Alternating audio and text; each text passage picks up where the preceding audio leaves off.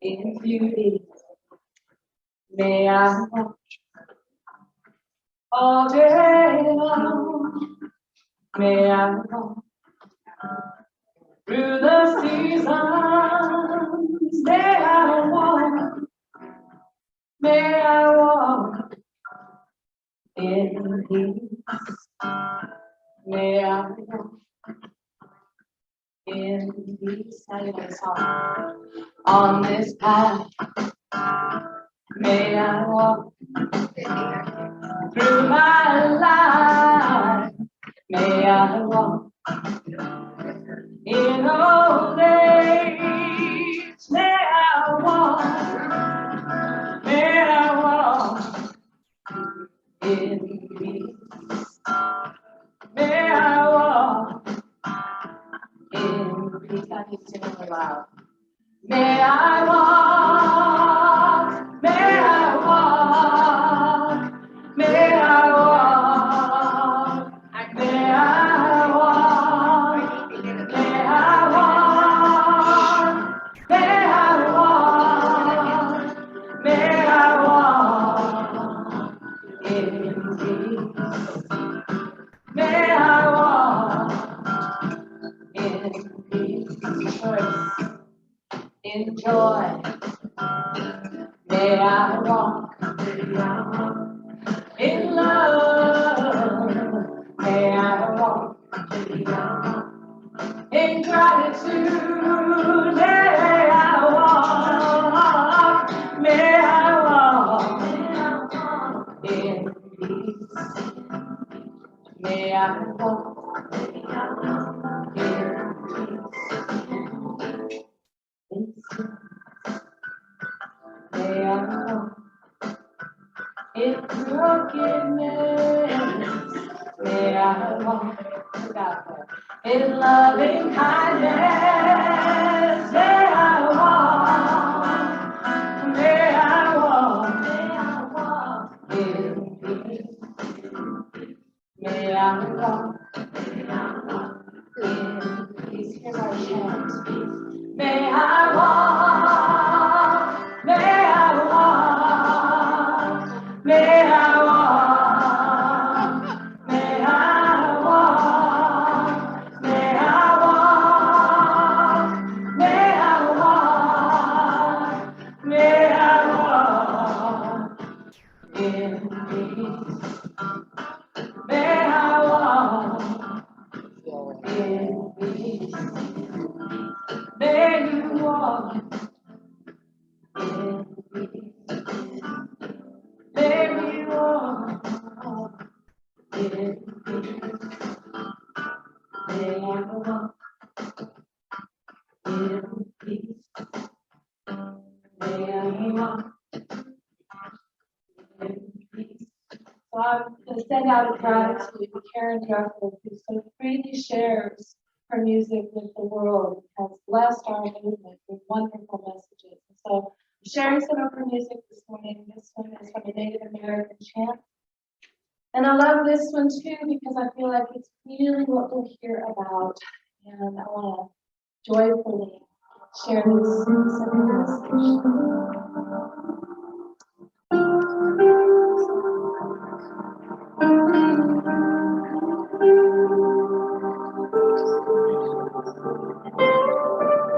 Extending a warm welcome to our newest practitioners. Spelling the best.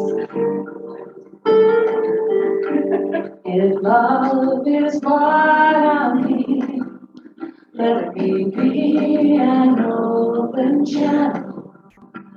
If love is what I'm here, let me give and then receive. And once you have it, if love is what I'm here, let me be an open channel. If love is what I'm here, let me give and then receive. If love is what I'm here, let me be an open channel. If love is why I'm here, let me give and then receive. Love is why I'm here. Let me be an open channel. If love is why I'm here, let me give and then receive. Give and receive. Give and receive. Love is why you're here. With me and open channel. Love is why you're here. May you give and receive. If love is why you're here, may you be an open channel. If love is why you're here, may you give and receive. Give and receive. Give us time with you. Let's be an open channel. If love is why we're here, let's give and receive. Give and receive. Give and receive.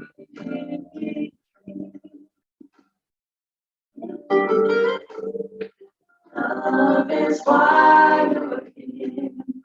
May you be an open channel. If love is why you're here, may you give and then receive. If love is here and receive. Okay, that's give and receive. Thank you for your grace. Love is why you be an open channel. If love is why I'm here, I give and always give. Thank you so much. If love is why I'm be an open channel. If love is why I'm here, I give and always give. Love is why I'm here. Close your eyes.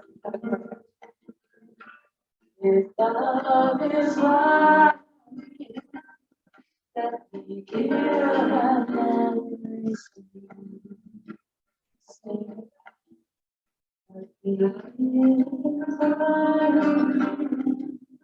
Let me give and receive. Give and receive. Let us give and receive.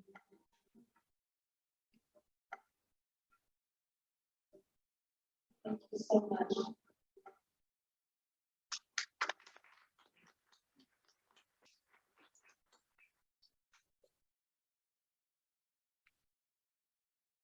Here for trade. Hey, welcome to Grants Pass Center for Spiritual Living. You can take this down just a little bit for me, you little ringy dingy. So I'm Reverend Steve Van Meter, your senior minister, and I have a awesome announcement first thing off the bat this morning. I would like to introduce our two brand new practitioners who went through their oral panels here yesterday. Jamaica Wallace.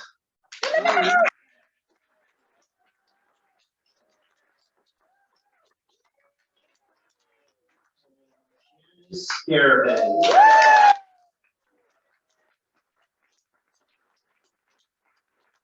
Welcome to the commitment that you've made in your own lives to expand your consciousness.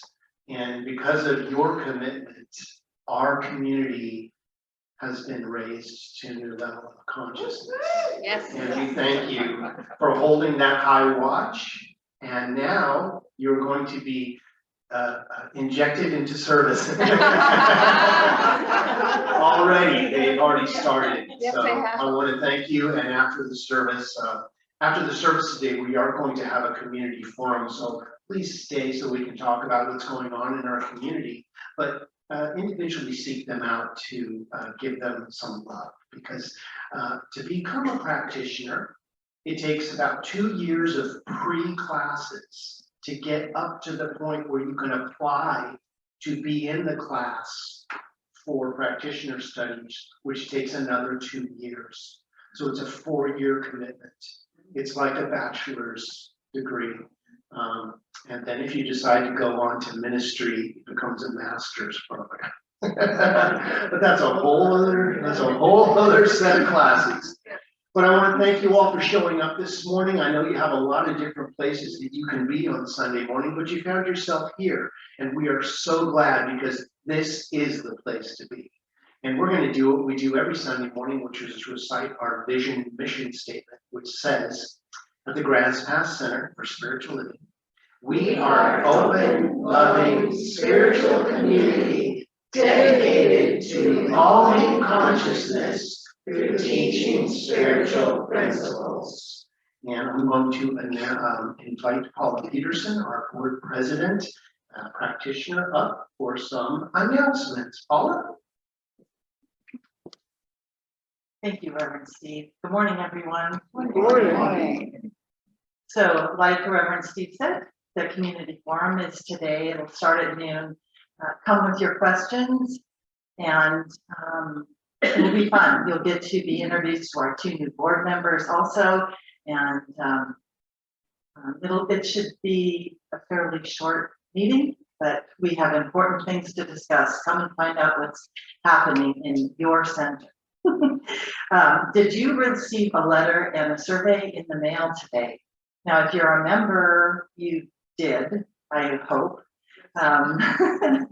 And we do look forward to those surveys being returned either on Sunday in the offering plate, or you can mail it back. There's a stamped envelope included. Now, we want feedback from all congregants. So that means some of you, we don't have your addresses. We couldn't send you a letter, but there are forms in the back. Fill those surveys out and return them to us. In our e-news and in insert is also my email and phone number if you'd like me to mail you one. So you have lots of ways to give us feedback. So next Sunday, we're going to start an unexpected income and 40-day prosperity program. Reverend Steve will be talking about that in our meeting today. So otherwise, show up next Sunday, starting at noon. You'll receive a free book and lots of ways to increase prosperity in your own life. Now, for the big announcement about our air conditioning units, that our fundraiser that we've been doing, you guys are so close. We are so close. So close. Make sure that Zoom can see this. All right, so we have raised, we all, and on Zoom, we all have raised $7,205. I mean, $9 left to go. I mean, we are breathing down the last stretch. So thank you all. And the blue envelopes are there for you to help us finish that goal. Thank you. And it's nice and cool today. Woo-hoo, so dark. All right. Next Sunday is our practitioner meeting. It will happen after our unexpected income meeting. So the practitioner meeting will start around 12:30 next Sunday. There is a new class being offered by Deborah Purdue. It is an 8-week class beginning Tuesday, August 9th from 2:30 to 5 p.m. on Tuesdays. And it's called Meditation is More Than You Think. Are you ready to deepen your meditation practice? This class is for you. This introductory meditation course moves us step by step through the powerful tool of meditation in many different modalities. It is perfect for beginners or those who wish to go deeper with their meditation practice. Topics include meditation with light, mantras, sound, movement, breathing, and more. Each week is a very experiential form of meditation that the student takes with them for a richer practice at home. The fee is $200 and payment plans are available. Just speak with Deborah and she's in the back of the room with there. So there's also a sign up in the back counter with more information back there. Now we normally have had our spiritual meditation Monday, Wednesday, and Friday hosted by Paul Domaleski and Reverend Steve. That is going to be on hold for the summer. So look for that to resume in the fall. We still have our meditation metaphysical book study group with Reverend Steve from 9 to 9:45. They are studying this thing called You by Ernest Holmes. So it is a drop-in thing. You can drop in anytime. That book is a wonderful resource and a very spiritually enlightening tiny little book. It's great. Okay, now please join Tracia in singing We Are One. And stand, please.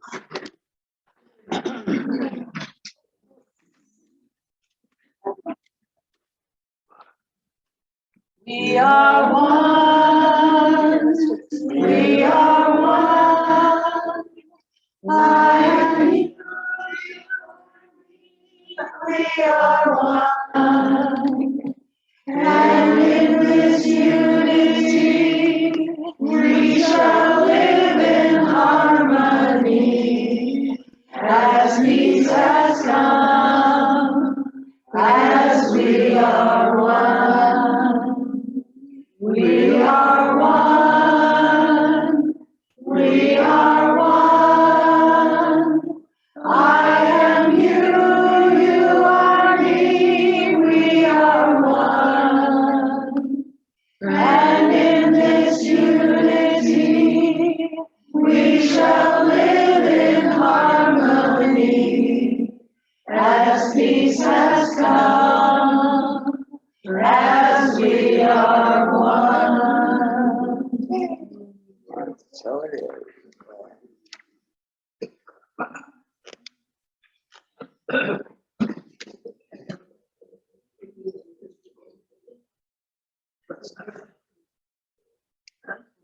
I also would like to congratulate Vanessa and Dennis. So good to have you here.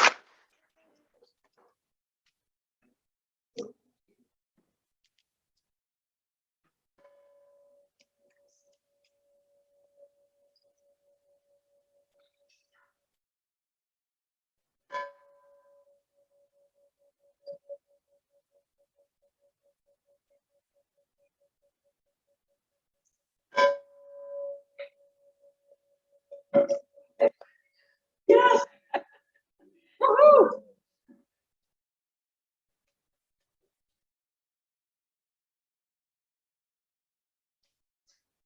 Let's speak our gratitude together. You'll see it up on the screen.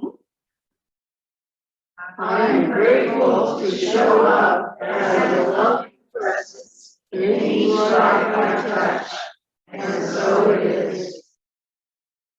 So welcome to the Grants Pass Center for Spiritual Living. I'm Janet Moray, one of your practitioners, and our practitioner corps is growing, and it's just wonderful, absolutely wonderful. On the podium practitioner today, at the back is our dear, lovely Deborah Purdue, who's holding the high watch. And it's just to make sure that we're all always engulfed in the Spirit's love. But Deborah just takes us a little bit higher so that it all is just perfect. Okay, and she's holding the high watch, as I mentioned. If you are in need of prayer, please see Deborah after the service. And will the practitioners who are able to pray today for a short prayer after service, raise your hand. Oh, look at this.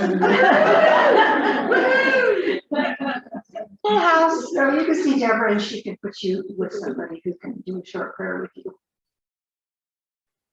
Okay.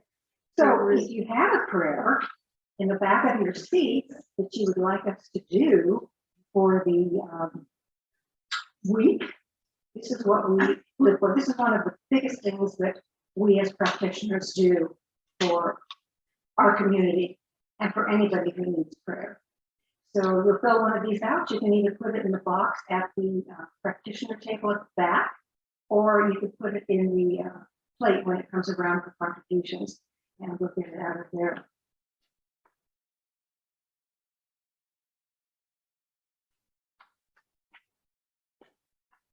If you are online, please look for the prayer request form, and also that will tell you ways to donate to our website, which is all lowercase, grantspass.csl.org. Really easy to do. And the blue forms, oops, I've already put them up here. Okay. The blue forms are when you have a prayer that has manifested, and we like to hear about that. We like to know that the prayers are being answered. We love doing the prayers, but we also like to hear when there's been a demonstration. So the flowers today are in honor of our new practitioners. Yay. And then from the practitioners to the practitioners and from the whole congregation to this wonderful experience they have just been through. And it's indeed an honor to become a practitioner. So, is anyone here for the first time? Uh-oh, thank you. You know to raise your hand. Good. We have a little gift for you. Reverend Stephen is coming up to give it to you.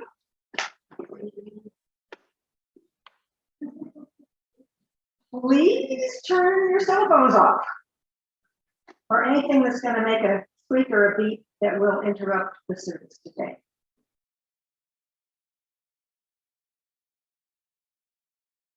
And now the prayer that we will speak together will be up on the board. And we'll read it together starting now. It is so important to be loved, to respond with love in every circumstance. I vow to be my loving best in every relationship I have. And so it is. And now we are going to sing I Am Loved, and you may stay seated to do that.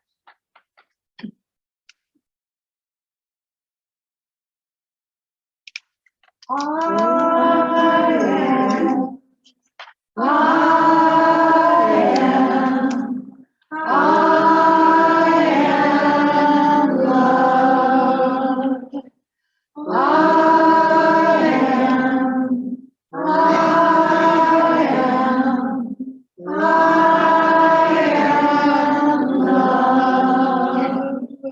The love of God is in my life.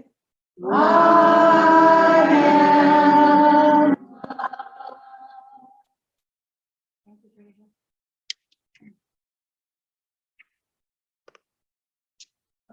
okay. Now, here we go. I have kind of a smorgasbord of messages for you today. And I'm going to start with a really small quote that comes from Edgar Casey. And anybody here who is unfamiliar with him, he's just amazing. He's like way back science of mind in a very archaic language. So on Wednesday, he said again, and it has been given, and I quote, show your faith by your works, in your relationships, in your conversation, in your activity with your neighbor.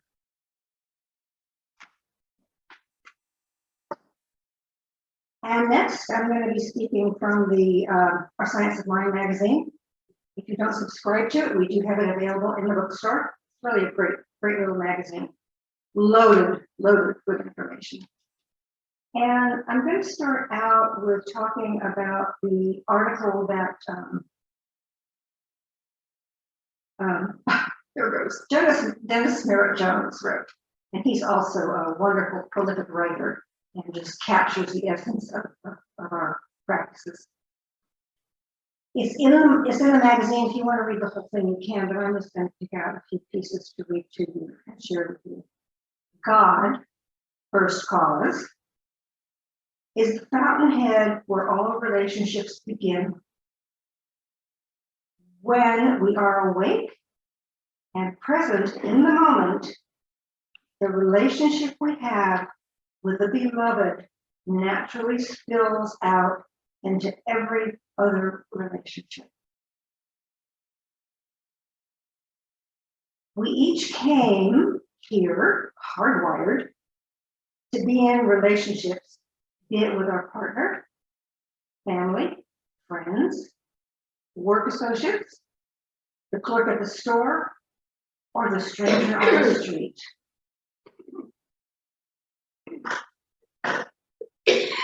As we spiritually evolve, we realize that every relationship is like a sacred vessel,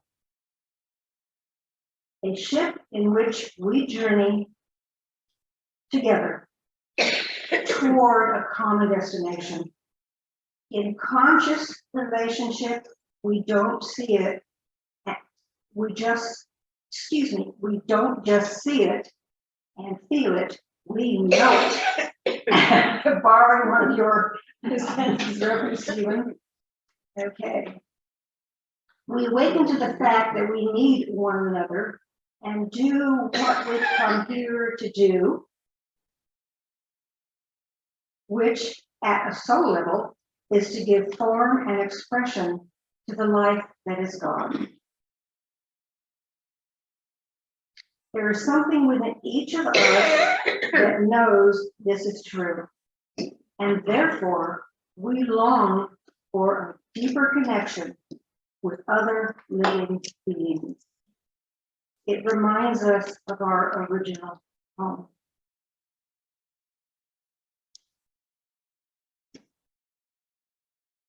Dr. Holmes, who, as you know, is our founder, said, what you are looking for, you are looking with. The realization is we don't have to try to have a spiritual experience because we know we are already spiritual experience.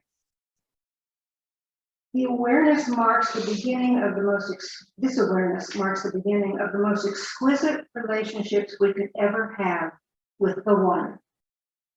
It is the accumulation, it is in this accumulation that we celebrate in, through, and as our relationships.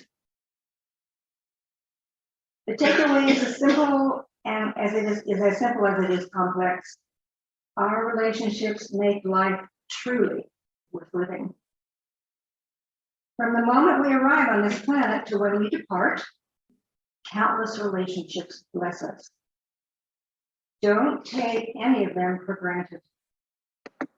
Stay consciously connected to your relationships, and in the end of the journey, you'll know firsthand the inner peace that passes all understanding. So I am very softly going to read a prayer that was written by Kelly Robbins. She is at Mile High Church in Colorado. She is a in the ministerial program there. So when I'm finished with it, you will all say it. If you feel comfortable with it, close your eyes. Go into a really calm, beautiful place. Think of what you would, or just open-minded. Harmonious relationships. I rejoice in the knowledge that we are all one. The divine is the creator and the composition of all that is, and all that is not, and all that will ever be. I relish in the truth that all of this is naturally harmonious. Harmony is the natural state of existence for all. I acknowledge this truth about me and everyone I interact with. This harmonious, powerful, and infinite presence is everywhere, dwelling in everyone, including me. Recognizing the truth of this oneness with all, I feel unbridled love pulsating through my body. I see unbridled love and fullness in everything around me, in all creation. I easily experience a unified wholeness within myself and with everyone I interact with. I am whole and complete, just as I am, and so is everybody that I meet. How wonderful it is to be in a loving, peaceful relationship with all of life. I am blessed to give and receive love so effortlessly. I give thanks for the ease and joy of knowing balance in all relationships. I steep myself in gratitude, recognizing the love, acceptance, and the joy in others. I graciously accept and give thanks for the experience of meaningful relationships with myself and others.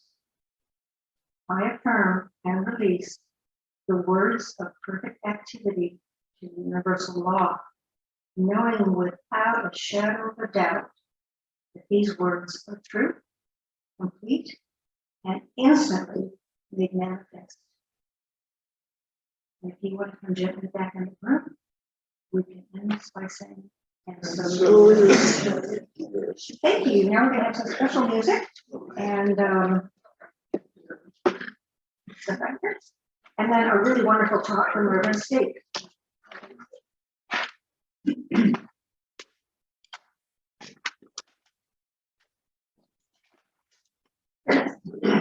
Practitioner training is a life transformation process. And what we do daily is practice affirmative prayer. And it is our heart's desire to pray with and for you.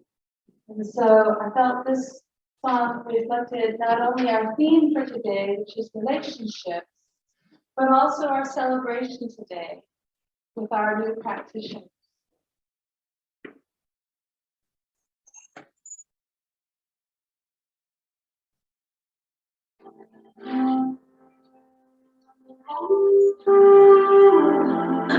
Once you hear it in your own soul, I just invite you to sing it out to your family, your friends, your neighbors.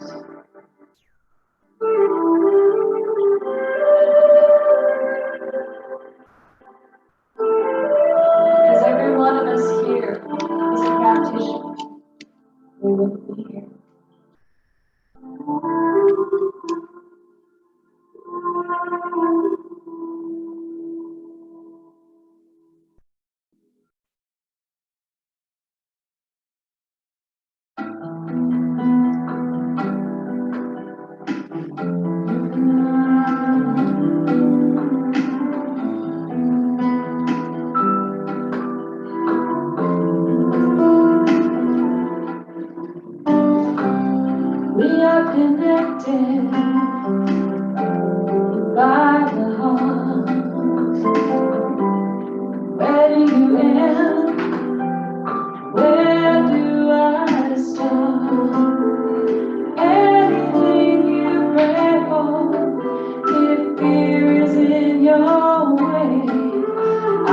here to listen to anything you need to say.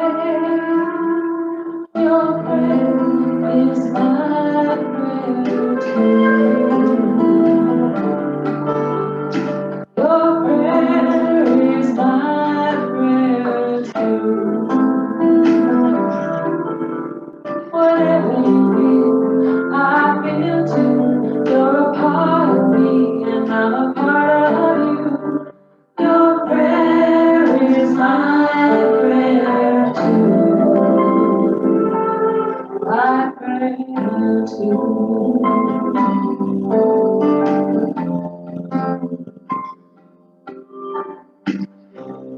I hear the worries that are in your way. There's nothing I can do to take your pain away, but I'll help you reconnect with that voice that's deep inside. Angels wrap you in their love and let spirit be your guide. Your prayer is my prayer too. Your prayer is my prayer too. Whatever you do, I feel too. You're a part of me, and I'm a part of you. Your prayer is my prayer too. Your prayer is my prayer. Your prayer is my prayer. Your prayer is my prayer. Your prayer is my prayer. Your prayer is my prayer.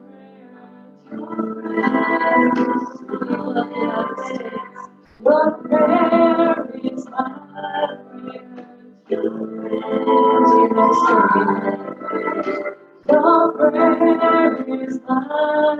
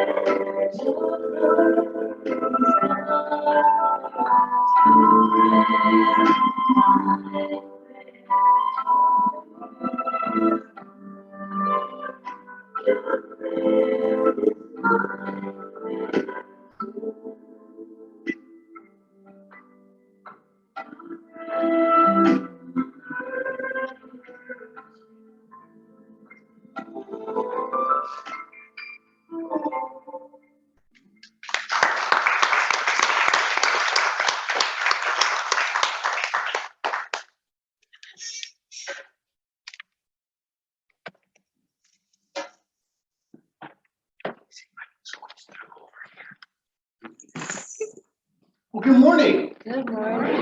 Let's hear for Teresa.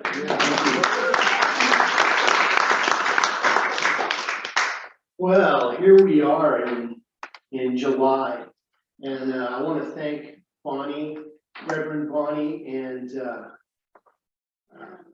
Andy Anderson, who so lovingly filled in last week. Weren't they great? It was incredible.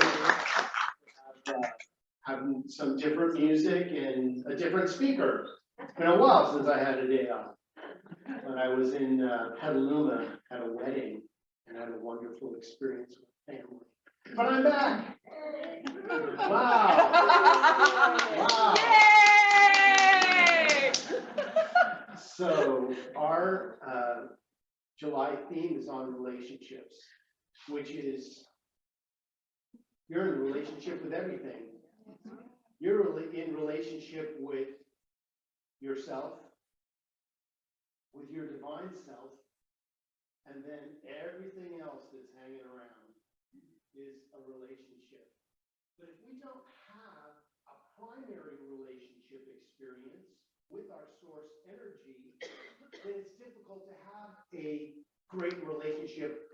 yourself or with anyone or anything else.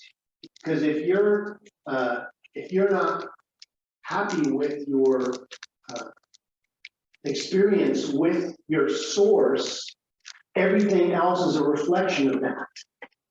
And let's explore this together, shall we?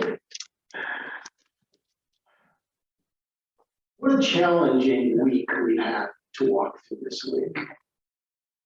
I would be remiss if I didn't say something about what's happening in the world with people who have turned their back on their source and don't understand how spiritual energy works.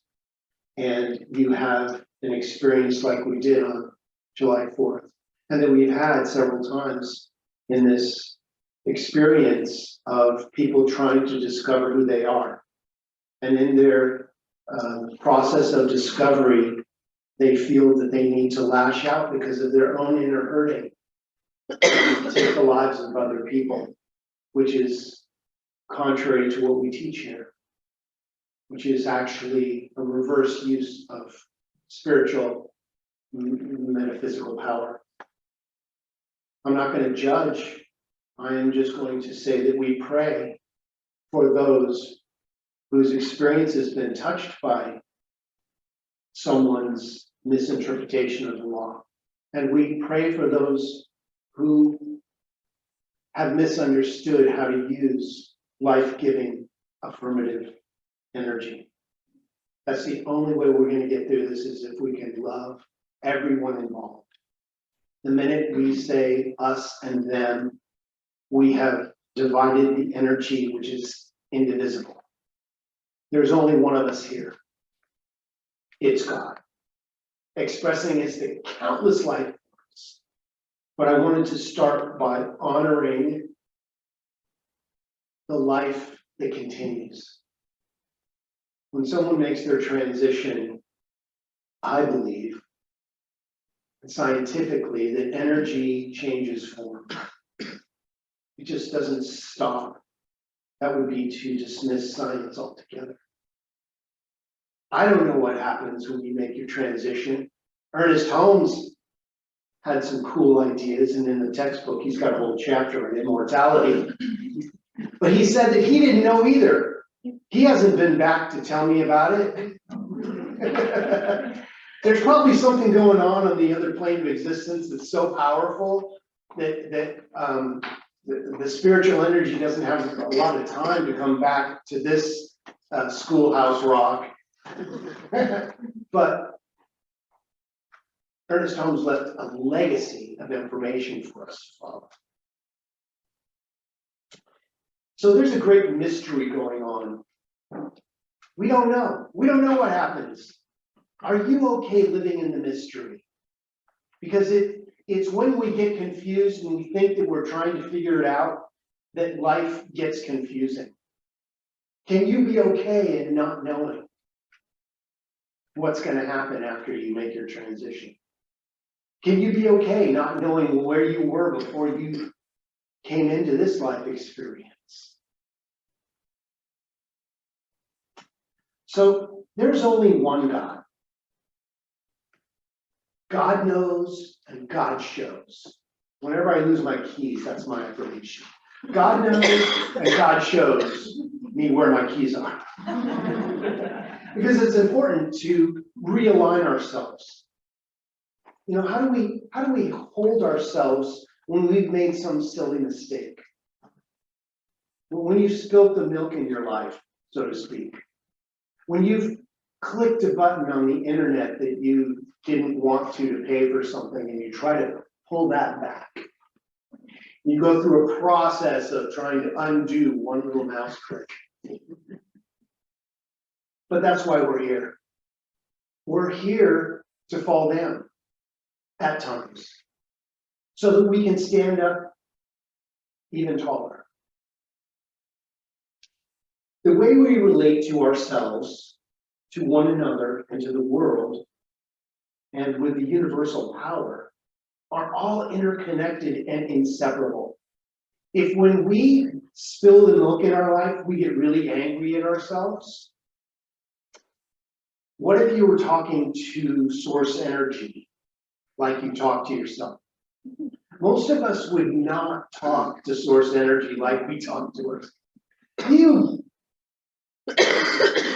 blessed being, you son of a gun. We must transform in the twinkling of an eye in the midst of our challenges. We cannot claim to love God while hating ourselves or each other. We cannot declare that it is a just and equitable universe while treating others, people, animals, or the earth unjustly or disappropriately. We must always be appropriate. You know, if you can't oblige someone, at least speak obligingly to them about it. Just because someone's in your face doesn't mean it's okay for you to get in theirs. That's where they are in consciousness. Don't match their energy. Because when we do that, we go here and they go here and we go there and they go here. And then it escalates into this, thing. We need to address it before it becomes a thing and go, you know what? We may not see eye to eye on this, but I love who you are. I love that you are here and we're having this little discussion. Because that's why we're here. This month is an invitation to anchor in our spiritual practice of engaged relationships and actively revealing the wonder of the universe in our relationships through who and what we are spiritually with each other. It's time to celebrate. It's time to look back at how far we've come. Now, yesterday we had a little experience here where the two practitioner candidates came and I set up a Zoom room where they sat with a minister, an ordained minister, and two practitioners who have had more than 2 years of renewal. Actually, these wonderful souls that I gathered were an incredible meeting of the minds. My mentor, Dr. Chris Collins, who taught me a lot of what I teach every Sunday. And her husband, who is a practitioner, and then a longtime practitioner, Monica Gum. And his name is Jim Montgomery, who you will never forget their names, will you? Well, we had an experience where these two lovely practitioners got to sit with the energy and be asked questions about what they've learned, about how they filter energy coming through them, how they respond to life. And not everybody makes it through the oral panels. And some people don't make it through the test. The test was an interesting experience too. And I can tell you that when I sat for my oral panel as a practitioner many years ago, I almost didn't make it. My little group said, we want you to assist in the foundation class just one more year before you get your license, and which I did. Actually, they gave me my license, but it was provisional on me assisting with that, which actually was wonderful because it deepened me in the basics of our teaching. The foundation class is the most incredible experience because you really get to see your belief system, your BS belief system. I call it BS because everything in life is BS. It's all about your BS. It's all about your belief system. And I say no to drama. This week, our focus is on our relationships that we have with our friends and our family and our community, and most importantly, with ourselves. If you don't have a wonderful relationship with yourself, you have nothing to give out of. You're trying to give out of a reservoir of nothing. That's why it's so important that we come on Sundays, that we connect, and that we think about spiritual truths. What may begin as wonder about another begins to shift into awe and respect of where they've come from. You know, when somebody comes to you and they're ranting and raving about something, and we match their energy, we become part of the problem. But when somebody's standing before you, ranting and raving about something, if we can silently say to ourselves, I wonder what's bothering them. I wonder what else is going on in their life that they feel they need to lash out about. And then we're part of their solution, rather than part of the problem. So often, we see something or have an experience of something, and we want to show them what for. We want to set them straight. And if you've ever tried to do this, it just defeats the purpose. It actually pushes them further towards the cliff than settling anything. But when we can say, you know what? I understand your mystery. And I get it. And I'm okay with your mystery. All of a sudden, the drama evaporates. So if someone stands before you and offers you a gift, and you don't take the gift that they're offering to you, to whom does the gift belong? To the giver. So if I were to offer you a gift of my opinion, we all have them, and you don't take it, to whom does my opinion of you belong? To me. Even if you hear it, you have to take it. You may even say, you know what, I don't have to take that. And it depends how you say it. If you go, I don't have to take that from anybody. Well, you've definitely taken it. But when you say, that's not for me, that's not mine.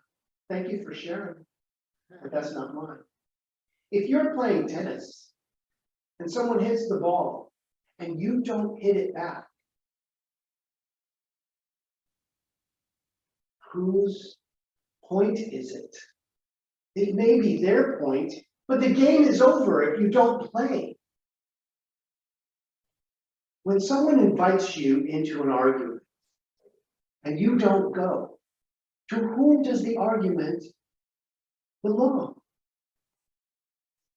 To the person who wants to argue. If you just fall silent and smile, boy, that takes people off. Because what you're saying is, I get it. But when you're right, when you feel that you're right in an argument, and you're trying to prove your point, doesn't that just wedge more? Why don't we just smile? Or possibly just say, I hear you.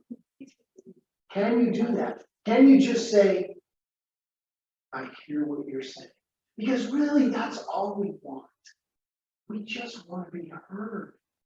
We just want to know that somebody is listening. That's why the universe created billions of us, to hear each other. And so we could have lunch together.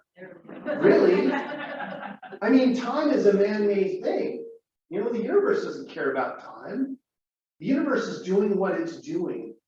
It's ebbing and it's flowing, just like the currents, the tides, they move. I want to address something called loneliness, because loneliness is completely psychological. Some people feel more presence when they are alone. They don't need someone else in their lives to fulfill them, because you in your divine self are complete, whole, and perfect just the way you are.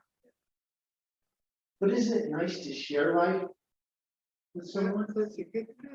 Yeah, I mean, I could watch a movie alone and enjoy it, but I have so much more enjoyment when I watch it with my partner. Because then we can dialogue about things. We can talk about what happened. We can discuss the mystery together. Or argue about our different views. I heard that snicker back there. I am never alone. I am never lonely, for I have as companions and friends those people who are drawn to me by the ever active and immutable law of attraction.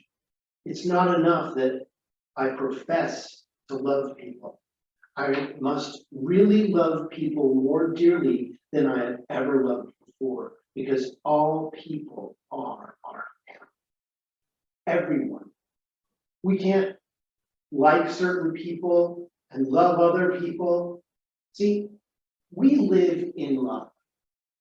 Just like a fish lives in water. And the fish is swimming around saying, where's the water? And we're in this venue of love, walking around from person to person saying, where's the love? Where's my love? So we don't outline who shall be our friends or companions, for there is no desire to coerce or compel or suggest to anyone. I truly use the law of attraction. It's by being love that you attract love. By being the love of the universe, you can't help but attract loving people into your life. That's how it works.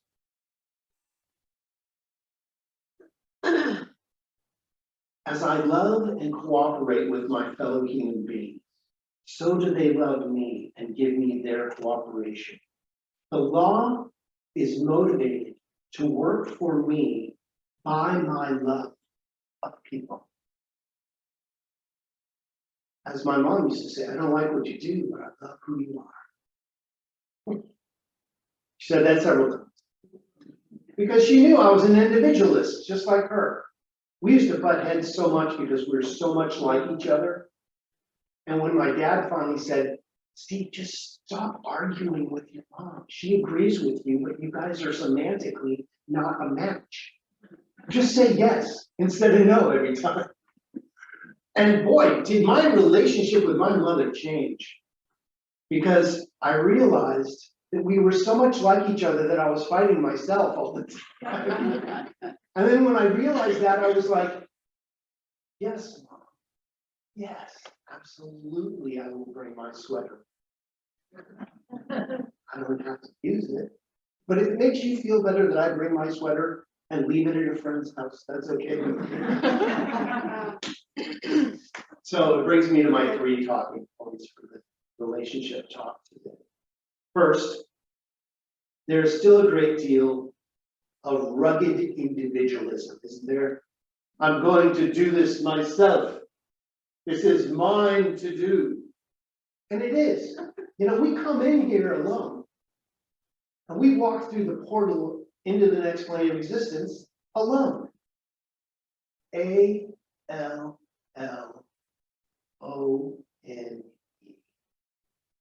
All one. A-L-O-N-E. Just throw another L in there. Alone and all one are so close.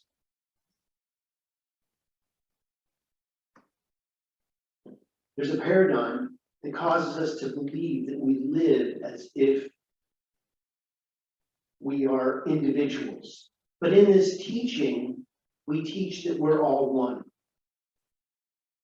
Science of mind has nothing to do with changing the world. We look at changing ourselves. I don't want to be better than anyone else. I just want to be better than I was yesterday.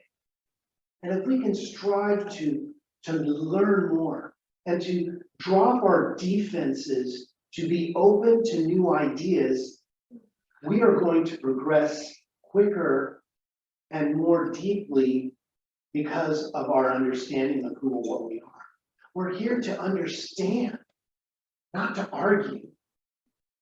Not like a good argument, once in a while, as long as it's kept within, no physical contact and no derogatory statements about one another. It's good to have a different idea. And at some point go, I hear you. And I'm going to think about what your perspective is. It may not be my perspective, but I'm going to consider it. See, all of a sudden, someone heard you and is thinking about the way you feel. And that's consideration. We'd be content to remain on our individual islands of consciousness. In a practical sense, we understand our interdependence with each other.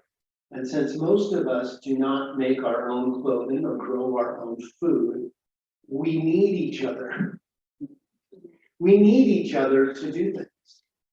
If I was to look at a loaf of bread and consider how many people it went to make that loaf of bread, from the growing of the grain or the wheat to the harvesting to the getting it milled and made into flour, and then bagged, transported, and then put into bakery. I mean, there's countless people.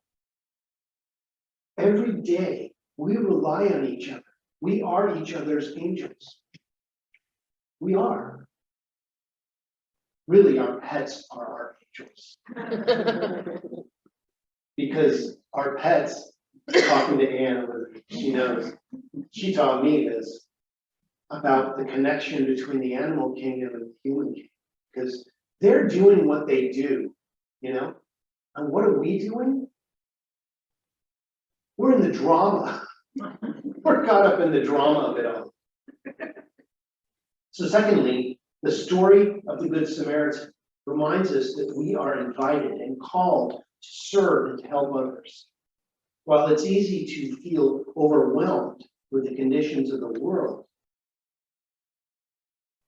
with the news, all this mass information that we're assimilating on our phones, on our computers, social media,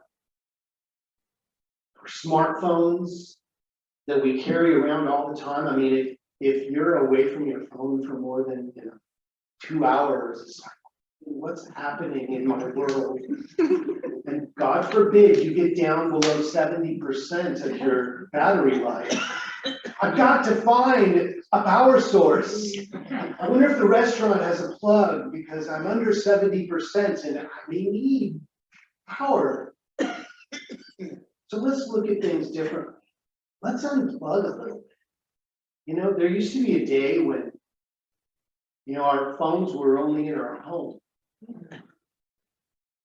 You had to answer it if you were there. You didn't even have an answering machine. Days before answering machine, right? In a world where this pandemic has pushed us further apart physically, we did something digitally which we would have never done had we have not experienced this pandemic. We created this Zoom thing so we could have Sunday service anywhere in the world. Now, it's not the same as being here. There's something powerful to being in each other's presence. That's what a relationship is all about. But if we are in two different places on the globe, knowing that we can connect, it's so powerful. It's part of who and what we are. I don't think we'll ever go without a Zoom service now. There are people that depend on this service. And I invite them into our energy here. So,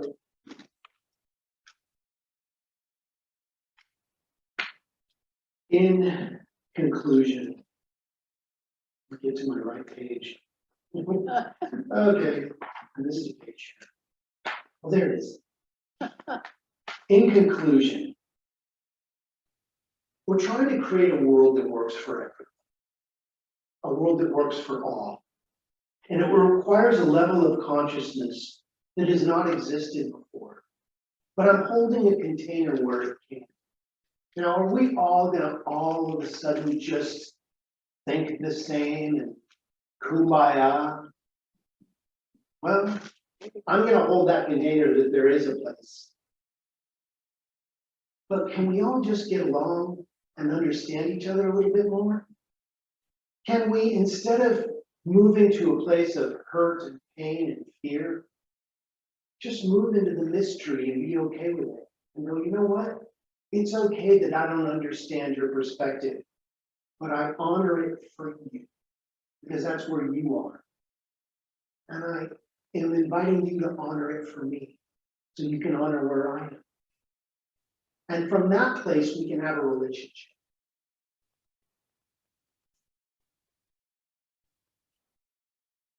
We are in the midst of a huge change right now, physically and metaphysically. We are on the threshold of a new energy. That's why things are looking so up in the air right now, because we are firmly planted in midair.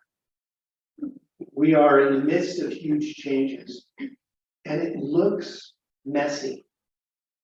You know, pregnancy can look messy, but we are the midwives of new ideas. When you're cleaning out your closet, sometimes you have to take everything out of the closet and put it on your bed, and if someone were to walk into your bedroom while you're in the middle of cleaning your closet, they would think your closet exploded. But little by little, you can clean out the cobwebs. Put the things you no longer want or not your size anymore into a little pile to be gifted to another person who's looking for that exact object. And hang up your clothes in an order that reflects your consciousness.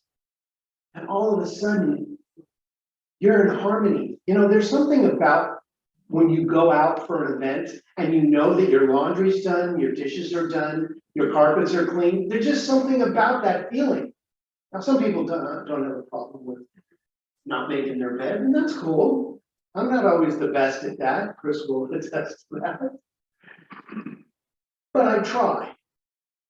I try to make it the best I can. And as long as we're trying, we are on the road to recovery.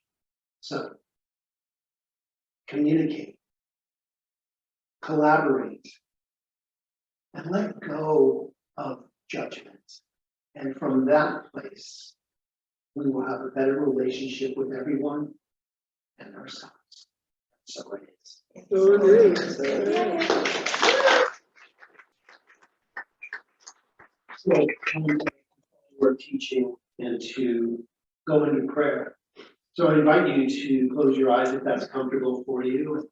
Take a soft focus on the candles or flowers. Let's bring the lights down just a little bit and let's remember who we are.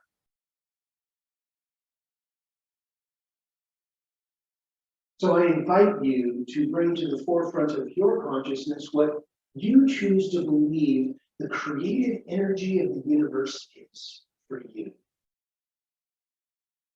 You can call it Christ consciousness or Jesus Christ or God or source energy or whatever you want. That's your business. But I think we can agree that there is a unifying field of all energy. And it has moved us into these bodies of awareness. And each one of us is unified in that field of harmony. Truly, there is only one of us here. It is God. Expressing as the billions of countless life forms that exist everywhere. And I know that each one of us has a reason for being here. Now, I may not know what your reason is. You may not even know what that reason is, but I know that God knows. And as we tap into the energy of wholeness, we are moved to do what is before us to do. We are attracted to certain individuals. We are attracted to certain modalities and energies that give us life, that feed our soul. For is this relationship with ourselves, through our divine nature, that all life springs eternal. I may not know what you're walking through, but I know that whatever it is, there is a solution. There is a way. And right here and right now, let's begin attracting that way.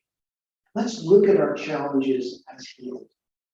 Let's look at our situations as revealing a new understanding about ourselves and our world that allow us to move about this plane of existence easier, more lovingly, and more complete. For it is within that knowing, just knowing that there is an answer and that there is a way, introduce the solution of why you have come to this plane of existence. Something wonderful is happening by means of each one of us. And I call forth your miracle today, your divine inheritance, right here and right now.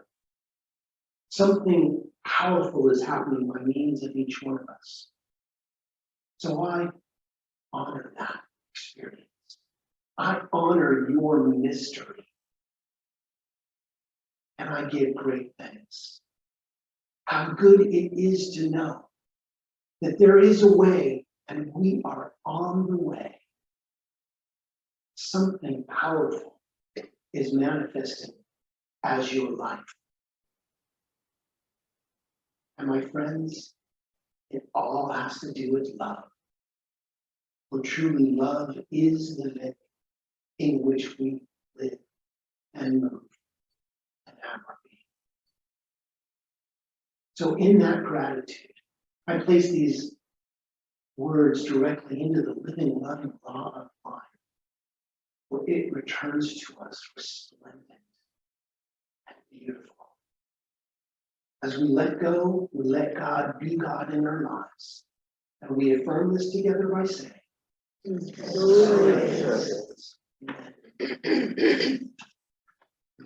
okay, and now it's time for offertory ideas about sharing. So if you'd like to put your gift on your heart or just your hand on your heart, if that's what you're giving today, let's recite our prosperity sharing affirmation together, which says, I give my gift today in love, and know that all I give comes back to me tenfold.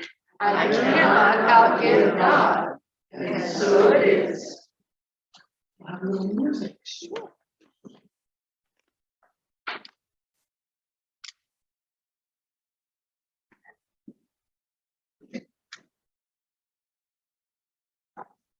I am so blessed.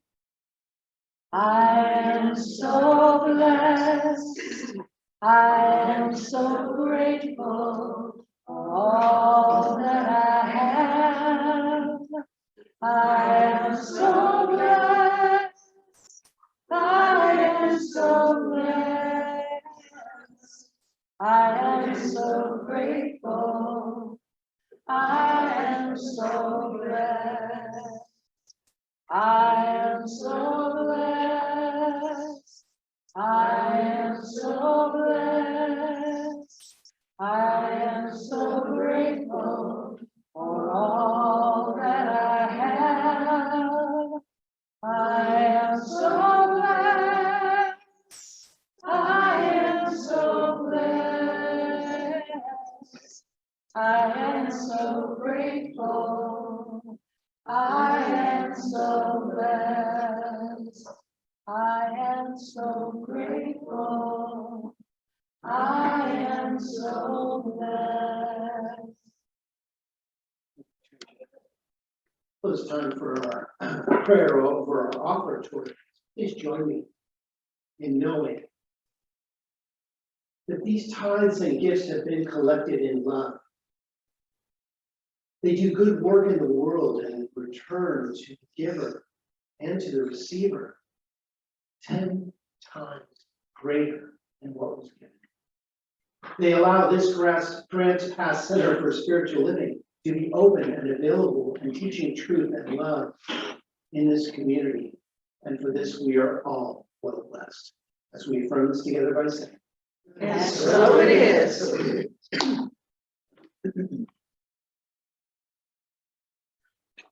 well, it's time for our closing song. So if you'd like to stand up, and we are going to have our community forum right after this. So stay where you are afterwards. And we're gonna stay on Zoom and do it on Zoom if anybody wants to stay. This is a community forum, so let's have our closing song. Yes, there is peace on earth, and yes, it begins with me. Yes, there is peace on earth, the peace that was meant to be. With God as creator, family all are we. Let us walk with each other in perfect harmony. Yes, peace begins with me, and this is the moment now. With every breath I take, let this be my joyous vow. To take each moment and live each moment in peace eternally. Yes, there is peace on earth, and yes, it begins with me. So please repeat after me. Something wonderful is happening right now.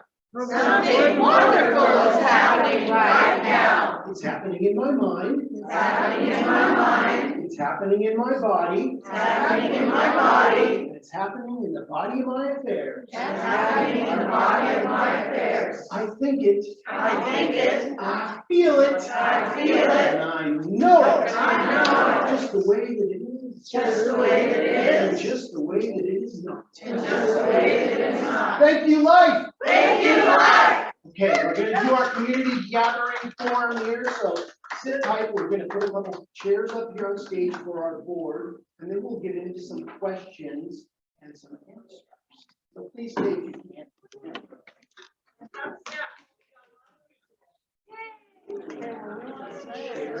Congratulations. I know you'll be a great. There's so much already. It's been a journey, a very beautiful, healing journey. Congratulations. Thank you so much. Thank you. Congratulations. Thank you. I love this for us. It's your color. Looks wonderful. Oh, you can. Right, cheers.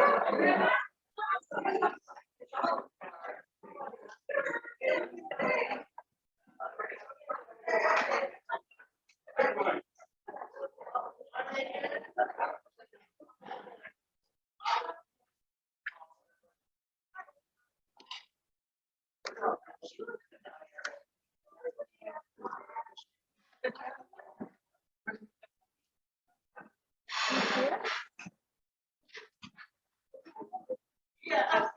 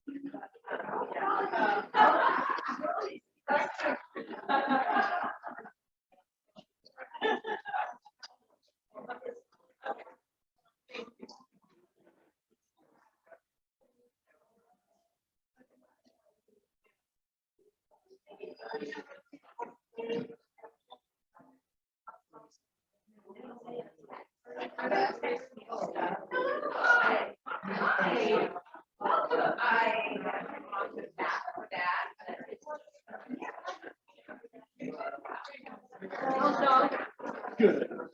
Good dog. First, don't like to eat. Real quick.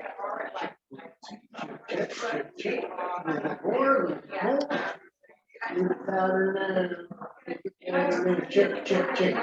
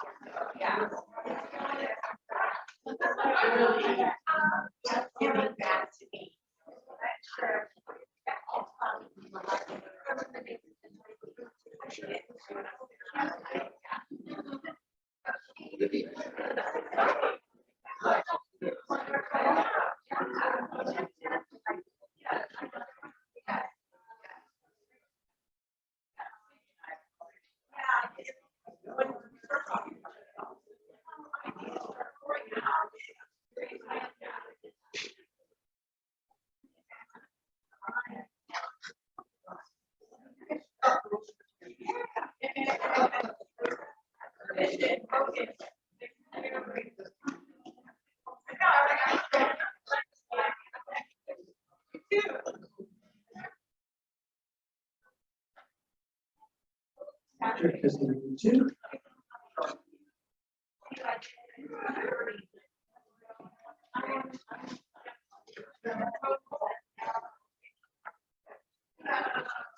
Yeah, great service. Oh, thank you. I had to call some things in my life. Where you react in a way I couldn't constantly yeah, yeah.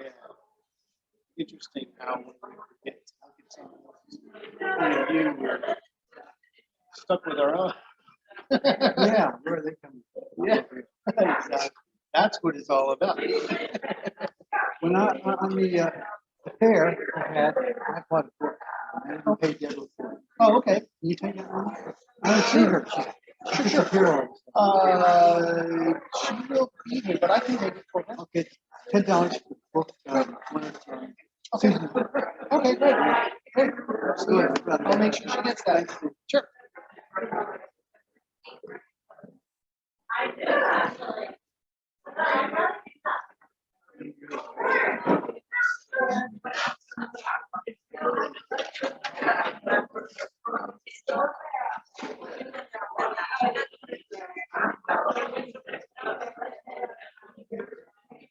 You? Good.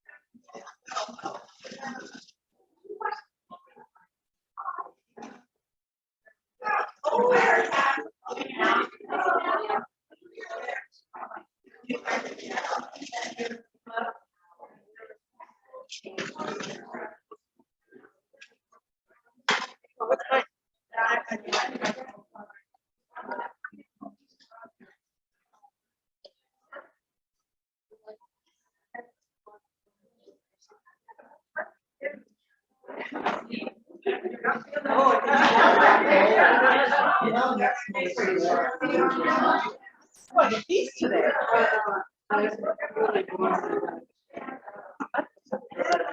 I know. Me too. Yeah.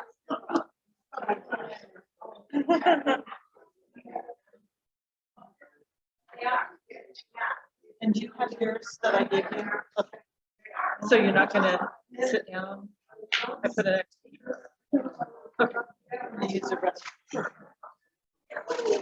And get a piece of cake.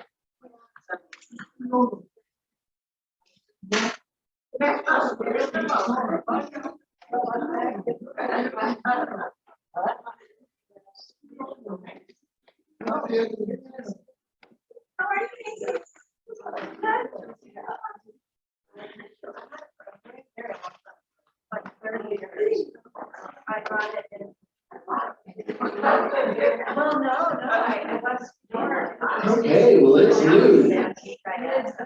It's afternoon.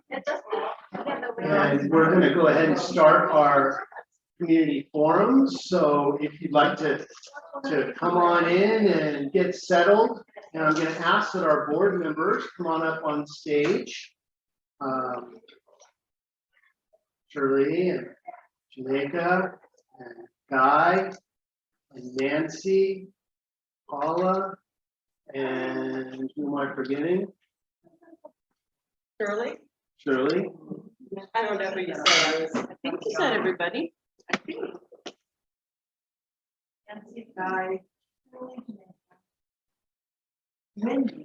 Well, we had hoped that more people would have stayed, but I guess everything's going fine in their life spiritually with their spiritual universe. So we're just glad that you're there on Zoom. I know we've got a couple of people who have stayed on Zoom to find out what we're doing here. And, you know, we haven't done this in a couple of years because of the pandemic, but it's so important that we do connect and let you know what's going on at your center.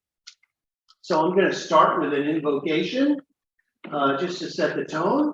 And we're going to just invoke the awareness of the presence that always is, knowing that that power that guides the stars, causes the sun to shine, that manifests as everything and everyone, is right here manifesting as the Grants Pass Center for Spiritual Living, and all who come into this community to remember who they are blessed, and even those that may not know it. So I bless this meeting together for the Grants Pass Center for Spiritual Living, knowing that knowledge is power, and as we learn more things about our center and where we are, that we move forward in love, peace, abundance, and harmony. And that is our meeting today. And so it is.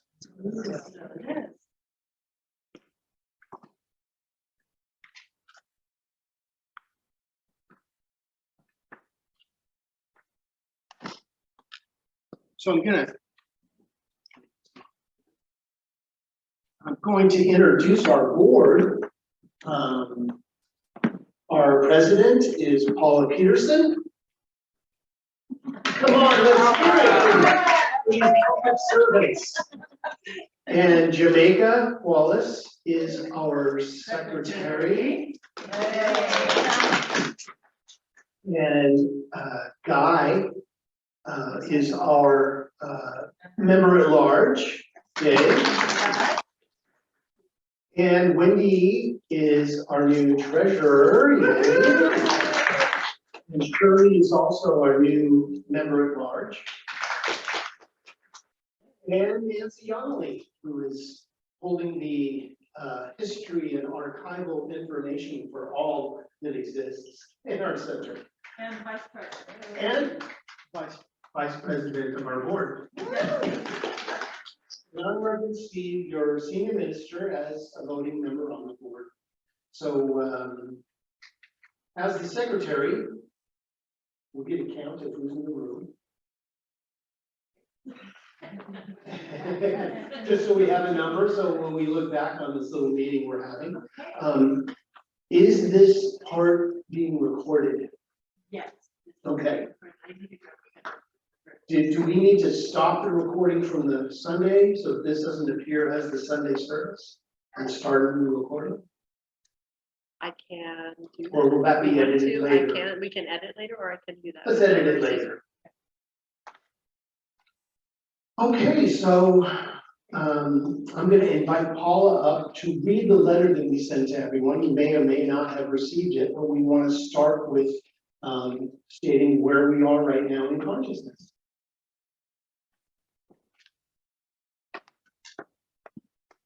Thank you, Reverend Steve.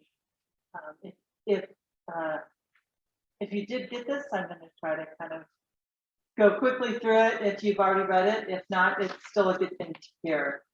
So this is composed for you, dear members and friends of Grants Pass Center for Spiritual Living. It is with joyful hearts that we join on Sunday mornings, just like today, coming together as one consciousness, one mind in celebration. It is in this coming together that we are indeed reminded that we are spiritual beings living through our humanity. Sundays remind us of our spiritual power as our week unfolds perfectly before us. The divine power within each of us resonates, creating a synergistic effect. Sorrows shared are dispersed, and joys shared are multiplied. We feel this power as we bring our unique gifts of song, love, food, support, and prayer. The Grants Pass Center for Spiritual Living is here in times of celebration and in times when we need to be reminded of our own spiritual magnificence. This is your spiritual home. If we think abundance, then the law will easily and as willingly create abundance for us. That's in Science of Mind, page 416. During these interesting times, your center would like to ask for your assistance. We are asking for your continued support by increasing your tithe to help us meet our weekly and monthly commitments. Our donations have been at least $2,000 less than our operating costs, which are about $6,000 a month since February of 2022. Actually, I had a congregant ask me about that. They have been down since the start of the pandemic. It isn't just since February. So maybe that's a little misleading. We did send out an appeal letter 2 years ago in the fall after the pandemic started. So this is what's happening right now. Many churches and centers are feeling this pinch currently.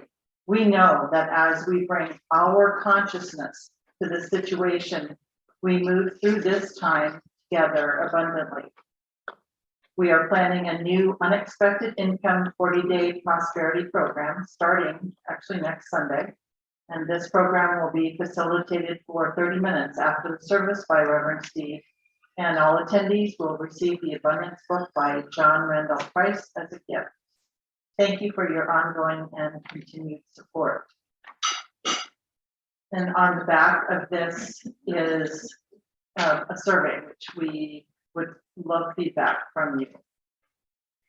Now you may ask, so if this is what our financial situation looks like, what is the board doing? You've noticed, I'm sure, that we are currently doing fundraising. We've had wonderful projects and wonderful response and success. And I heartily thank everyone that's been part of it. It's been very fun. Reverend Steve, for 4 months, took a 25% pay cut and is currently now at a 10% pay cut. And this is to help our center. This is for us. He is also leading a Sunday morning class, or he led a Sunday morning class on the 4 spiritual laws of prosperity by Edwin Gaines. One thing that our board is currently doing, we are applying for a business line of credit through the bank that we do business with. and that is a support for us. We are right now, raising conscious awareness of our spiritual principles surrounding abundance and prosperity. And we are working to, as always, stay on top of what our monthly bills are and our income is.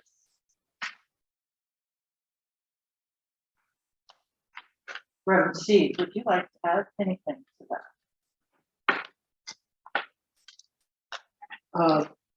Really, in communication with other churches and other ministers in this movement, a lot of people are feeling this pinch right now with the economic experience that everyone is feeling.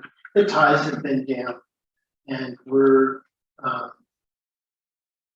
pulling through, but we do need assistance. The new air conditioner has been installed, and we took money out of savings to pay for that. And we want to replenish that money. So we want to continue to fundraise to replenish the money that was taken out of our savings so that we can have a bigger little nest egg, little bumper. So that's what we're doing.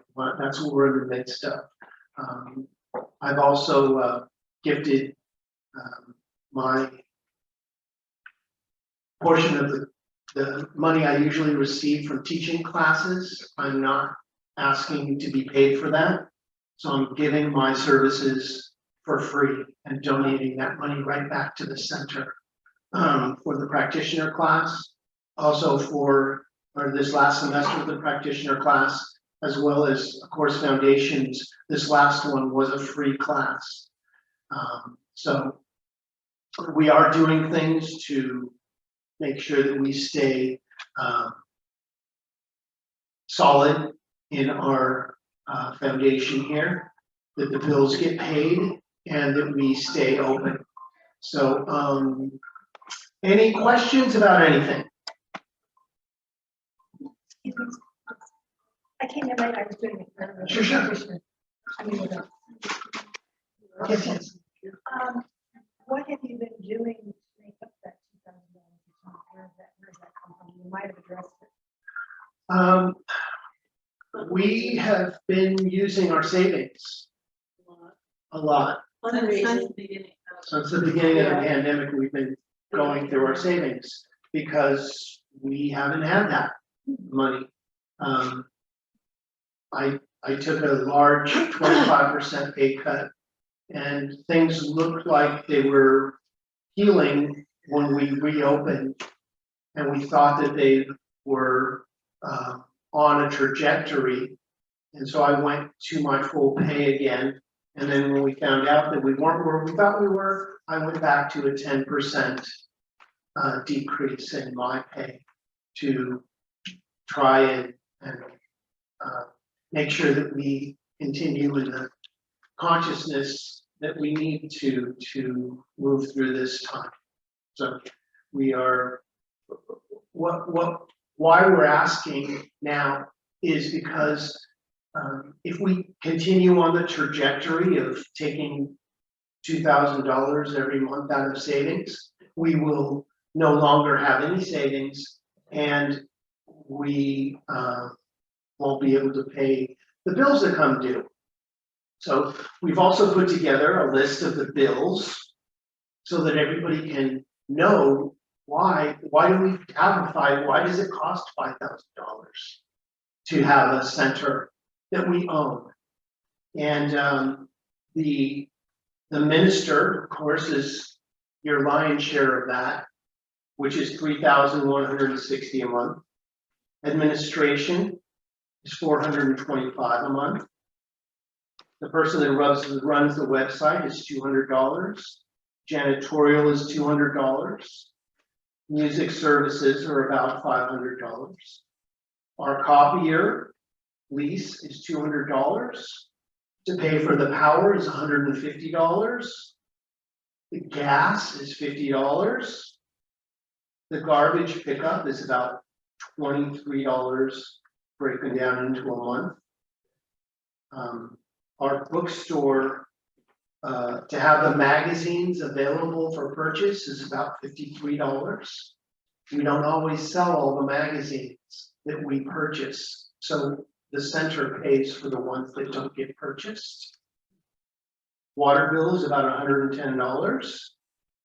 Our security system is about $80. Our insurance is $170. Our internet and phone is $215, and that brings the total to $5,534. That doesn't include light bulbs, Toilet paper. toilet paper, all the things that go into when you have a home, Snacks. snacks, and a lot of people bring snacks, but we do provide certain things for Sunday morning. So, yeah, we just want you to know what we pay, and then when we only take in $2,000 a month, 2,000 or 3,000, that leaves a deficit. So we have cut what we pay out, but you can't cut yourself into a profit. Right. So we are asking that people, and if you wanted to take one of these bills and say, I'm gonna pay that for the next so much, you can do that too. If you see a bill on there that you really want to nail for us, that's cool too. We're open to any ideas. And that's partially why we sent out a survey on the back of that letter, so we can know better what you want. You know, we've got a suggestion box back in there. I haven't had any suggestions in a couple of years. So this is your spiritual home and your center, and you know, knowledge is power. And if the congregation doesn't know that where we are, the congregation can't support it. So this is really about knowledge and understanding where we all are. Any questions? Suggestions? So if the letters just went out to the members, there's some here for everybody else. How do we get this word out to everybody as to what it's costing us? I know when you say it's $2,000, and I run a business too, so I totally understand. So It says in the letter. okay, but they only went to members, correct? Exactly. Yeah, so how do we get that word out to the rest of the congregation? Well, we are gonna publish this online. Perfect. We're gonna put it online so that the people who may not be members, but do are on our e-news, Yeah.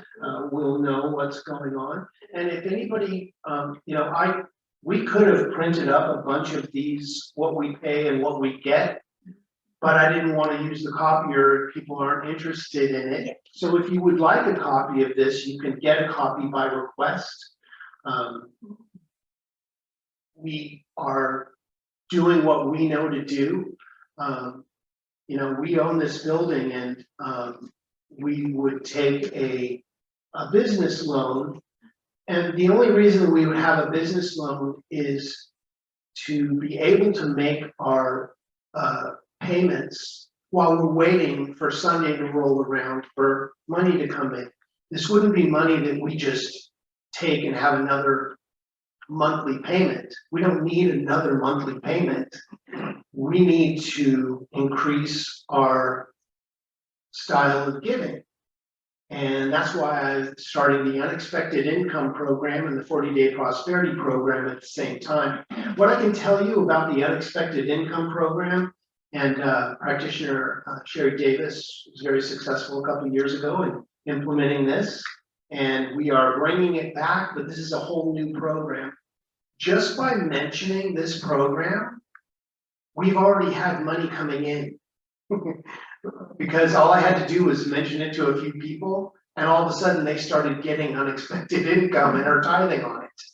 So what it is if you are getting unexpected income, we're asking you to tithe 10% of it back to your center, because you weren't expecting it in the first place. So it's really easy to tithe on something you weren't expecting. And maybe that will roll over in people's lives to begin tithing on what they do expect to get. We're starting to teach people about tithing and how giving works. And when you give, when you're a channel for giving and the universe begins to understand that you're serious, you start growing in your consciousness and are given more to tithe on. So it's just how the process works. It's really an education to understand how giving works. And I've had some people that just love the unexpected income program because all of a sudden, all this money starts rolling into their lives that they didn't know was going to happen. You know, it's one thing to be on payroll and you know that every month you're going to receive a certain amount. It's something else to get a little insurance refund or a little check from the government, or maybe somebody has something that they give you. Maybe they give you tickets to a show, or that's also treasure that's coming into your energy that can be tithed on. But we're starting this new program because we want you to prosper, because we know as you prosper your spiritual home, and that's how it works. So we're giving. We're giving you these free gifts of the book, the John Randolph Price book, and we're all going to start the synergy of doing a daily affirmation through that book. And we'll meet every week to see how our progress is going and share our victories and talk about our challenges. So I hope you can all participate in that program. Any other questions? Yes. No, you. Well, I just want, so Want to keep in mind? So I'm like a numbers person, so in my head, I'm trying to do the math. So if it's 6,000 a month, then let's say, I don't know what our membership is. And we have, let's just say for easy math sake, we have 100 members. Then in order to cover our costs, that's about $60 a month per member. Not everybody can do that, you know. Some people can do more, some people can do less, but I think it's just important to sort of understand, for me, in my mind, that's sort of how my mind operates is, well, I think it's great to have fundraisers, it's great to have programs and to encourage abundance and giving, but I also think that we also need to sort of go, wow, as a congregation, as a member, you know, let's really understand what the cost is. We love our center, you know, we want to give to our center, but I think we do also need to kind of have a greater awareness of a regular tithe. If this is just me, regular tithing is going to be really important for our center's health, long-term health. And we're doing such good stuff. I just feel like we have to get through we're getting through a pandemic, you know, and we're going to thrive, but now's the time to sort of come together and sort of face some hard facts, I feel. It's not, you've tried your best to reduce costs in lots and lots of ways, and there's only so much juice you can squeeze out of a lemon. And so I think it might also just be helpful for our members and our congregants to sort of understand, what does this look like in terms of contributing, supporting our center on a regular monthly basis, that you're regularly giving in a manner that can support what we're doing. So it's more of a comment, I guess. Yeah, thank you, Chris. You know, if we're not looking for a few people to make up the difference, we're looking for everybody to do a little bit more, and our little bit together will begin to change the numbers. We just have to be aware if we went on without letting our congregation know that we need help, and then all of a sudden we're not here on Sunday mornings, you would want to know why. And this church has been here for over 40 years, and it will continue to be here for many more 40s. So other congregations have worked through this and figured out a way, and we are going to figure out a way to continue this prosperity that we have become accustomed in this teaching and in this community. So we are open to, fundraisers are great, but they're small little blips that do something here and there. We need something that is going to constantly help us monthly to meet our numbers. So that's why we're asking for assistance. I'd just like to point out that our financials are posted over there. If you have any questions about them. Come up on the mic for that. Our financials are posted every month on the board over there. They're always a month behind because we haven't approved the current month. So we're always a month behind on financials. But at any time, if anybody wants to meet with us or talk to a board member about their ideas or put something in the suggestion box, everything is considered. We don't always act on every suggestion because some of them may not work for our center or, be what this center needs, but we look at every suggestion. Yes, Chris? I think it's important to remind people of the Vanco app too. Yes. Because that's one way that you can regularly tie. We are continuing with the Vanco app, but it does cost us when it's used. Oh, It is, But you it's can a, pay, you can offset that. you It's another can, choice. it's just that the Vanco is something that Oh. we have to pay just to have it.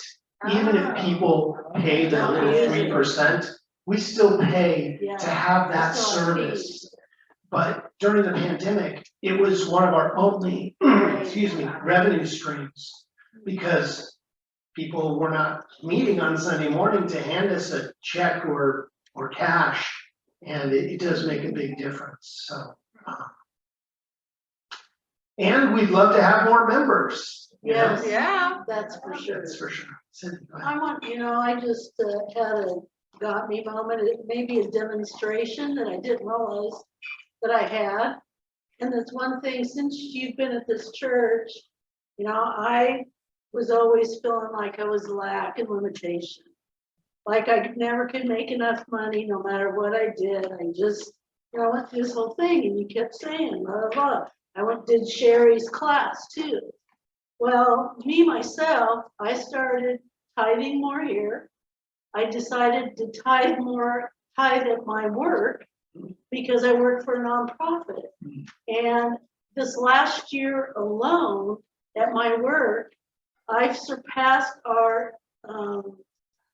my fundraising by $100,000. Wow. And it's like, how is that happening? But the thing that really is great, I'm grateful for what I've learned here, is I recognize those God moments. And when I have those phone calls or I have those conversations, I know where it's coming from.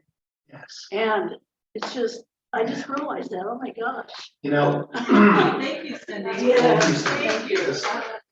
God is our source and supply.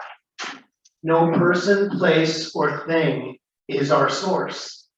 And when we look to source energy, that's when we kick in the unexpected income lever. And all of a sudden, the universe starts pouring things into our life. And we go, wow, I had no idea. And it's being open to new avenues and new energies that start to prosper the giver and the receiver. And I believe that we provide such a wonderful Sunday experience and classes and fill in the blank, that this is a place where people are remembering who they are, and it's a powerful experience. Yes. I just want to say that, in my life, I've been having like unexpected income. I don't like to get into my personal finance, that's private, but, after hearing this, it's like, I'm sitting here like, what's my excuse, so. Right. It just makes me want to, I'm going to donate more, and I'm just grateful for this church and this community, and I'm able to help whenever I can. I love you all. We are so blessed with such a great congregation. I can't tell you how pleased I am that on Sundays, even when I'm not here, people come. People come and they give and they have a wonderful experience because it's not about the personality of me. It's about the principles that this teaching represents. And when we bank on the principles and not the personality of who's delivering the truth ideas, everyone prospers forever.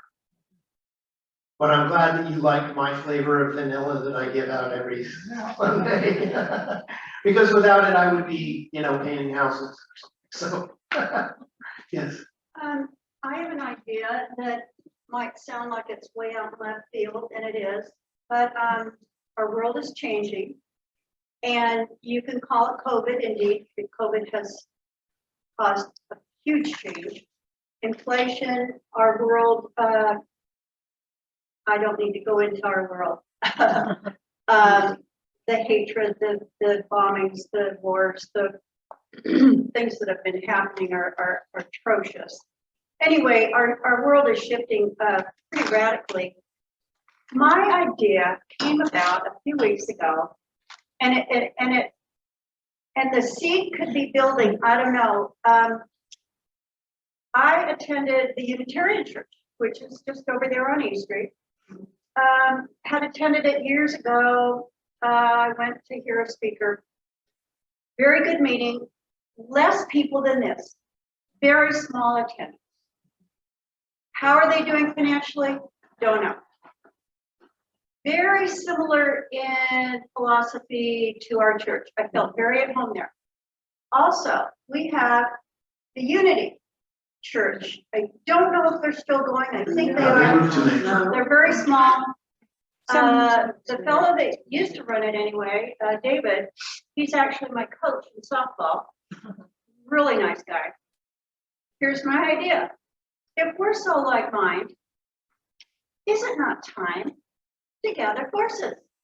What would happen, just suspend your judgment, what would happen if instead of 3 buildings, now we had the overhead of only 1 building, and ministers, maybe they wouldn't get their full pay, maybe they would pinch hit and do, but anyway, that was my idea, that we would combine the Unity, the Unitarian, and our center, and we would have a very powerful, I'm not even going to call it a church, a center of like-minded thought. They have different philosophies. Yeah, there are different philosophies, but there's a lot of commonalities. There's a lot of within commonalities. that could happen. Yes. I just want to make a comment because I was in Unity and I watched it die. And there was no communication. I mean, it was just this church has checks and balances and stuff that Unity never did. And I don't want this to go down like this. It wasn't the philosophy, it was the people. I know, that's why I said Yeah. the people. I didn't say the philosophy. Yeah. It was. Well, thank you. Thank you for that. Yes. I usually try towards the end of the year because I have a required minimum distribution. I check my iris. Would you prefer getting that on a monthly basis, or is it chunk okay? It helps us to have bits at a time. It helps us either way. But when we're faced with a bill that's due this month and we have to figure out where this month's income is coming from, then we need it this month. So if you could do a little bit of both, it would assist us to have a regular flow of that energy. Yes. Just gonna make a practical observation, kind of dovetailing on something Chris was saying. So a cup of coffee and a piece of pie gonna run you about $10. Lunch out gonna be easily 25. So if every person, let's just assume that we had 100 people, if they were willing to give $20 a week, maybe let go of Netflix or skip the coffee and pie, or maybe just have lunch here at the center under the tree and put that money in there, you could be giving $80 a month without really losing anything. So that seems like a reasonable. And there is a way. Yeah, And we're addressing and open to new ways. It's just if we continue in the old way, we can see where this is going and we don't want it to go down that path. We want this to stay open and we want this and there's, we're not faced with closing or anything like that. What we're faced with is a distribution challenge, is that we're just asking that where we are at so that, that your center needs your assistance. And without bringing that conscious knowledge, people may think that everything's status quo over there. Yeah, they're there every Sunday. They just do their thing. I don't have to give because they're there. They do their thing. But the only income, we don't get money from like the home office. We send them money. We send them money to be part of the organization. We tithe in the community. We give back. Because if we're not tithing, we're not practicing what we teach. So we give, and we give every Sunday, and we get every Sunday. But it's a reciprocal universe, and as we bring attention to our experience, we get to grow what we are and what we do have.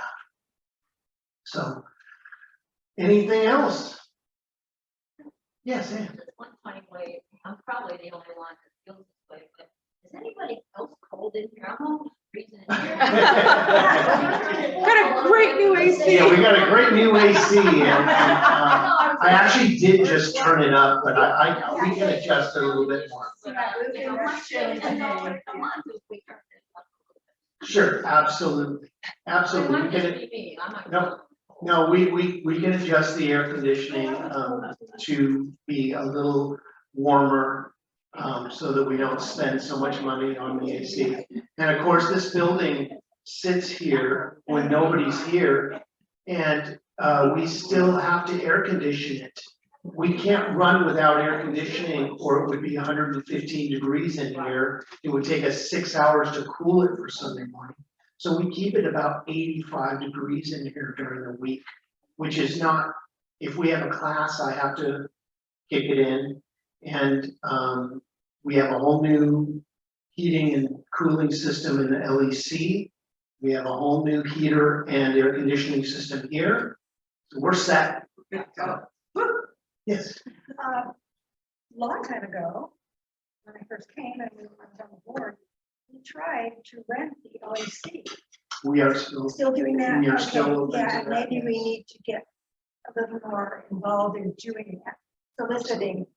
Absolutely. It is open. We have a rental contract. We had a couple people look at it and it wasn't what they were looking for. But we are open to renting this facility too. But we're a little more discretionary on this energy in this room, just because this is our spiritual home. So we want to be aware of that. Okay, anything else? Anything else the board wants to say? Yes. Yes. And of course, the old story, yes, we've been through this before and we have been victorious and we will be again. I just want to say a little history and future projection. Fundraising is so much more than just dollars. Fundraising puts us out there. We attract new people. We had a person visit this morning that came to our fun fair. We will continue. The more of that kind of thing we do, the more people we're going to attract. And that's life. I mean, that's life giving. That's why we're here, is we want to share this wonderful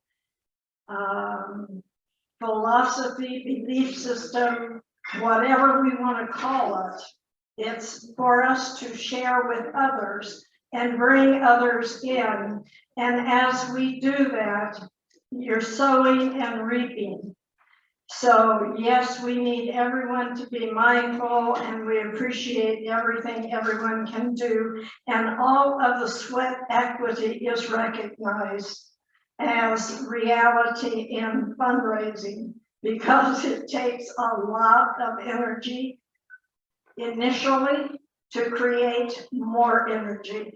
So I just wanted to recognize that and to say that we will continue with our fundraising, and to thank all of you for being here and for everything that you do, in gratitude from the board, from us to you and you to us. We are one. So thank you so much.